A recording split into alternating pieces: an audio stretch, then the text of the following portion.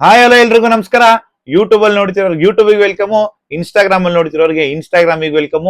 ನಾನ್ ಇವತ್ತು ನಿಮ್ಮೆಲ್ರಿಗೂ ಒಂದು ಸೂಕ್ಷ್ಮವಾದಂತಹ ವಿಚಾರದ ಬಗ್ಗೆ ಹೇಳಕ್ ಬಂದಿದ್ದೀನಿ. ಏನಪ್ಪಾ ಅದು ಸೂಕ್ಷ್ಮವಾದಂತಹ ವಿಚಾರ ಅಂತ ಅಂದ್ರೆ, ರೀಸೆಂಟ್ ಆಗಿ ನಿಮ್ಮೆಲ್ರಿಗೂ ಗೊತ್ತು, ಸದನದಲ್ಲಿ ಮಹಿಳಾ ಮೀಸಲಾತಿ ಬಿಲ್ ಅನ್ನ ಅಮೆಂಡ್ ಮಾಡ್ತಾರೆ. ಆದ್ರೆ ಆ ಬಿಲ್ಲು ಫೇಲ್ ಆಗುತ್ತೆ. ಈ ಬಿಲ್ಲಿನ ಮಹತ್ವವೇನು? ಈ ಬಿಲ್ ಯಾಕೆ ಫೇಲ್ ಆಯ್ತು? ಈ ಬಿಲ್ ನ ಇವಾಗ್ಲೇ ಯಾಕೆ ಮಂಡನೆ ಮಾಡ್ಬೇಕಿತ್ತು?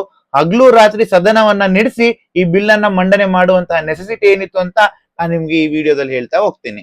ಏನಪ್ಪಾ ಇದು ಮಹಿಳಾ ಮೀಸಲಾತಿ ಬಿಲ್ ಅಂದ್ರೆ, ರೀಸೆಂಟ್ ಆಗಿ 2023 ಅಲ್ಲಿ ಆಲ್ರೆಡಿ ಬಿಜೆಪಿ ಸರ್ಕಾರ ಇದ್ದಂತಹ ಸಂದರ್ಭದಲ್ಲಿ ಕೇಂದ್ರದಲ್ಲಿ ಈ ಮಹಿಳಾ ಮೀಸಲಾತಿ ಬಿಲ್ ಅನ್ನ ಪಾಸ್ ಮಾಡ್ತಾರೆ. ಈ ಮಹಿಳಾ ಮೀಸಲಾತಿ ಬಿಲ್ ಅಮೆಂಡ್ ಆಗಿ ಪಾಸ್ ಆಗುತ್ತೆ 2023 ಅಲ್ಲಿ. ಆದ್ರೆ ಕ್ಷೇತ್ರಗಳನ್ನ ಮರು ವಿಂಗಡಣೆ ಮಾಡಿ ಇವಾಗಿರುವಂತಹ ಕ್ಷೇತ್ರಗಳನ್ನ ಹೆಚ್ಚುವರಿ ಮಾಡಿ ಅದಾದ್ಮೇಲೆ ಮಹಿಳಾ ಮೀಸಲಾತಿಯನ್ನ ಮಾಡ್ಬೇಕು ಅಂತ ಹೊರಡ್ತಾರೆ.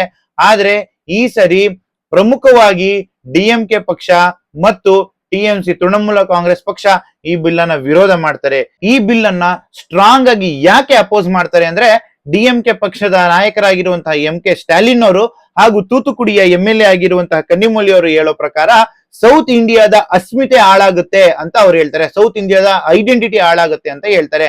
ಆದ್ರೆ ಈ ಒಂದು ಮಾತಿಗೆ, ಈ ಒಂದು ಕ್ವಶನ್ನಿಗೆ ಸರಿಯಾದ ಉತ್ತರವನ್ನ ನಮ್ಮ ಕರ್ನಾಟಕದಿಂದ ಆಯ್ಕೆ ಆಗಿರುವಂತಹ ಕೇಂದ್ರ ಸಚಿವರು ಆಗಿರುವಂತಹ ಬೃಹತ್ ಕೈಗಾರಿಕಾ ಸಚಿವರಾಗಿರುವಂತಹ ಶ್ರೀಯುತ HD ಕುಮಾರಸ್ವಾಮಿ ಅವರು ಇದಕ್ಕೆ ಸರಿಯಾದಂತಹ ಉತ್ತರವನ್ನ ಕೊಡ್ತಾರೆ. ಏನಪ್ಪಾ ಅಂದ್ರೆ, ಡಿಎಂಕೆ ಪಕ್ಷದ ಮಾತನ್ನ ಕೇಳಿ ಕಾಂಗ್ರೆಸ್ ಪಕ್ಷದವರು ಈ ಮಾತನ್ನ ಹೇಳ್ತಾ ಇದ್ದಾರೆ.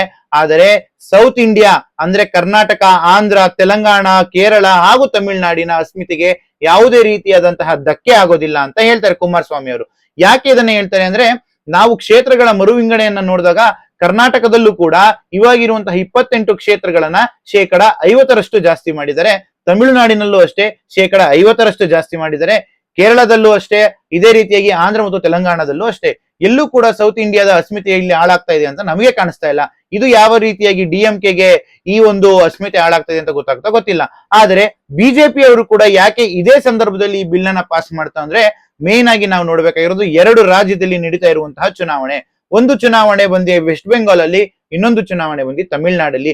ಈ ಬಿಲ್ ಏನಾದ್ರೂ ಪಾಸ್ ಆಗಿದ್ರೆ ಈ ಬಿಲ್ ಅನ್ನ ಇಟ್ಕೊಂಡು ಮಹಿಳಾ ಮತದಾರರನ್ನ ಸೆಳೆಯುವಂತಹ ಕೆಲಸವನ್ನ ಬಿಜೆಪಿ ಅವರು ಮಾಡ್ತಾ ಇದ್ರು.